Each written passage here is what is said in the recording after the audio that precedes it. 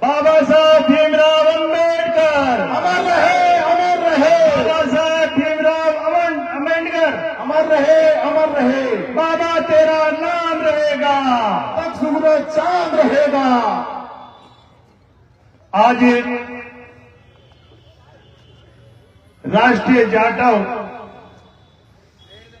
महासभा के इस समाज उत्थान के कार्यक्रम में हमारे बीच में अनुसूचित जाति और अनुसूचित जनजाति के लिए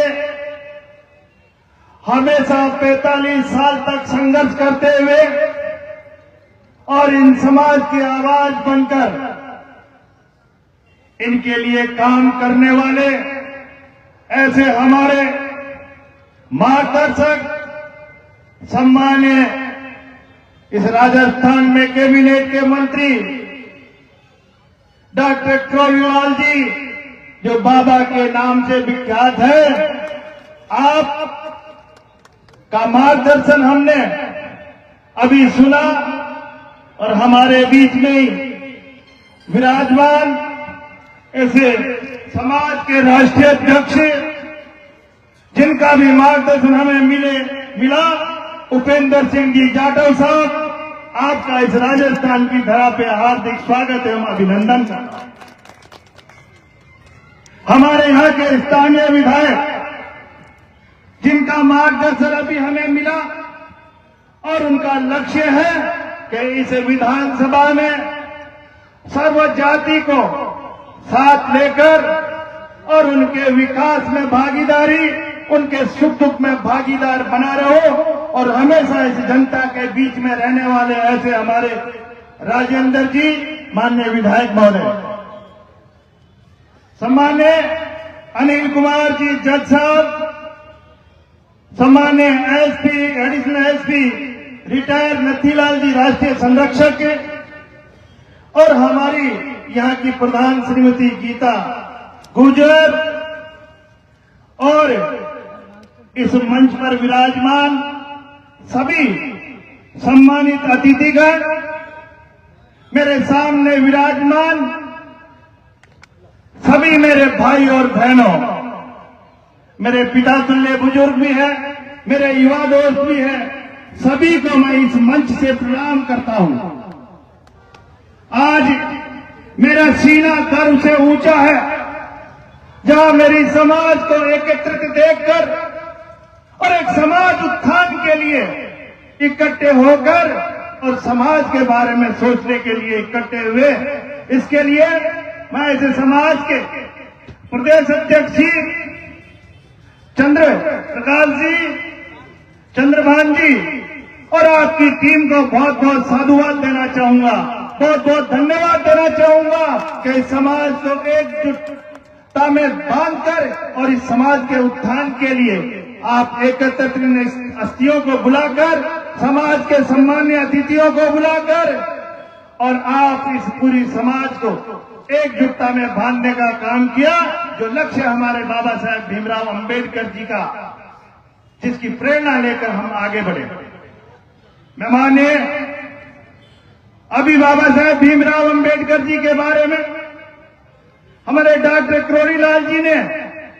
आपको विस्तार से बताया है कि आज हम इतनी संख्या में यहाँ इकट्ठे हुए, मंच लगाकर हम भाषण दे रहे हैं और आप आजादी से यहाँ बैठे हैं और आज इस तरह से एक फंक्शन कर रहे हो। ये फंक्शन करने का जो हमें अधिकार दिया है, उनके बारे में डॉक्टर साहब ने भी आपको बताया। डॉक्टर साहब ने यह भी बताया कि आज हमें किस तरह से हमारे अधिकारों की रक्षा करनी चाहिए, किस तरह से हमें राजनीतिक संरक्षण को और कहीं राजनीति में हानि नहीं हो, इसके बारे में भी आपको बताया। और उन्होंने सरकारों के बारे में भी बताया, क्योंकि 45 साल का अनुभव है और उन्होंने हर सरकारें देखी है,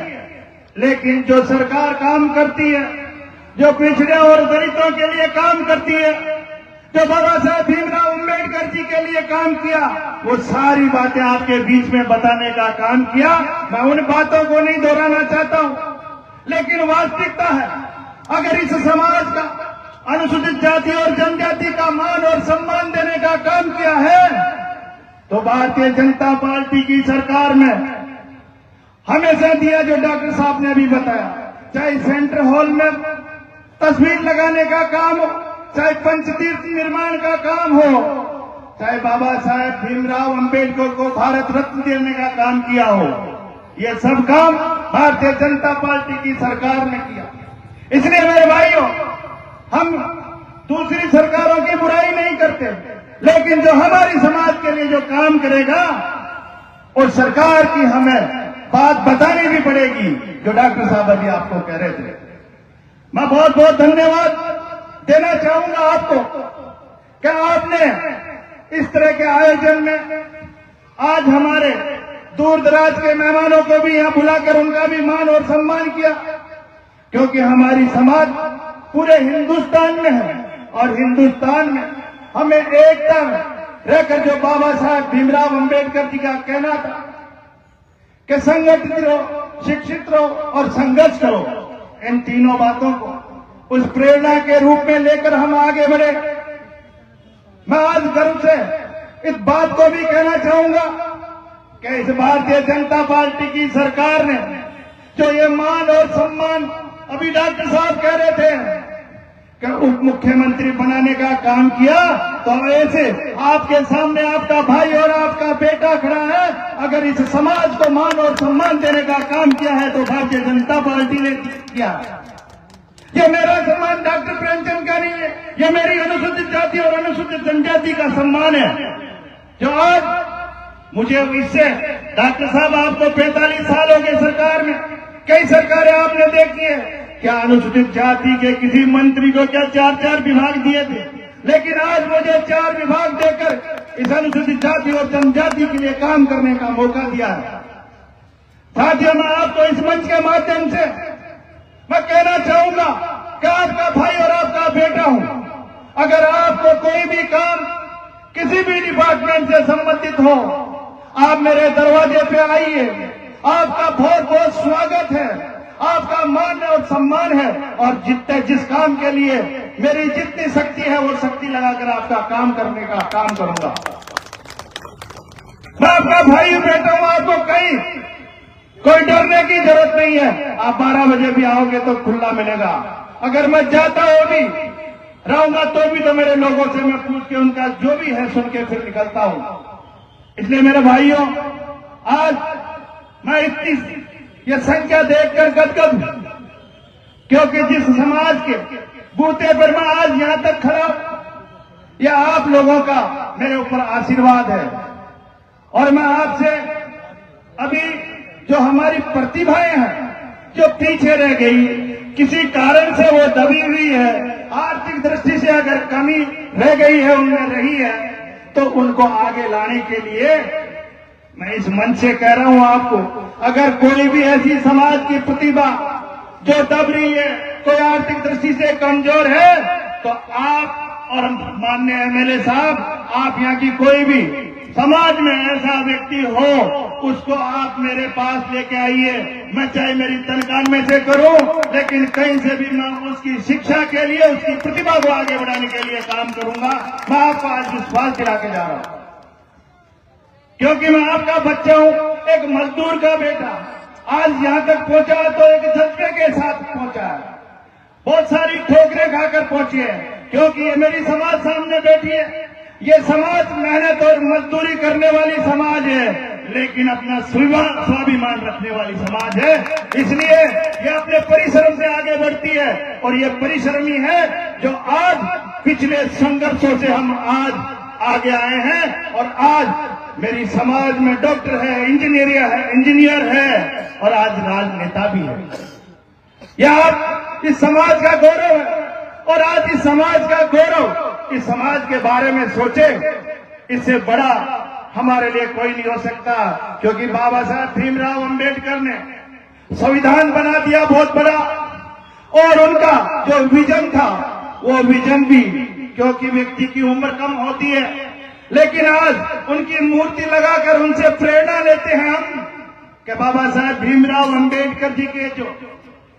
जो प्रेरणा देके गए हैं, उस प्रेरणा को आगे बढ़ा लेंगे तो ही हमारा सामाजिक उत्थान हो जाएगा। उनकी प्रेरणा यही है सामाजिक उत्थान की कि हम शिक्षित बनकर और संगठित रहकर और संघर्ष से आगे बढ़े, यही उनका लक्ष्य था और इस लक्ष्य को हम आगे बढ़ाने का काम करें। राजेंद्र जी ने मुझे इस महुआ के लिए कुछ डिपार्टमेंट से काम भी मांगे। मैं सही कह रहा हूं, ये जो 4 डिपार्टमेंट मेरे पास है, चारों डिपार्टमेंटों से ये काम लेके आ गए। आपका ये बस स्टैंड 2.25 करोड़ रुपए लेके आ गए। इन्होंने कृषि कॉलेज या खुलवा ली। इन्होंने अभी मुझे कहा कि आपका डिपार्टमेंट से आयुर्वेद हो, मैंने यहाँ पे कॉलेज भी दे दिए, एक एग्रीकल्चर कॉलेज और एक आयुर्वेद कॉलेज। आयुर्वेद कॉलेज के लिए इन्होंने बजट मांगा है। निश्चित रूप से आज इस मंच से कह के जा रहा हूं कि वो बजट भी आपका जल्दी से जल्दी देकर उस कॉलेज को भी चालू करूंगा, ये मैं आप लोगों के सामने घोषणा कर रहा हूं। माने आज आप लोगों ने हम सभी का यहाँ पर मान और सम्मान, मैं उन सभी जातियों का भी बहुत आभार व्यक्त करना चाहूंगा जो उस गेट से लेकर यहाँ तक जो स्वागत किया है, अभिनंदन किया, इसके लिए मैं उनका तहे दिल से आभारी हूँ सभी समाज का कि आप सभी समाज ने जो सम्मान किया, इसके लिए मैं आपका बहुत बहुत आभारी हूँ। और आप लोग इस कार्यक्रम को शांति से बनाकर एक मैसेज देने का काम किया, इसके लिए भी मैं आप लोगों का बहुत बहुत आभारी हूँ। सभी मेहमानों का भी मैं आभारी हूँ कि आप लोग आकर इस समाज में मार्गदर्शन देकर इस समाज के उत्थान के सहयोगी बने, इसके लिए भी आपका बहुत बहुत धन्यवाद। जय हिंद, जय भारत। बहुत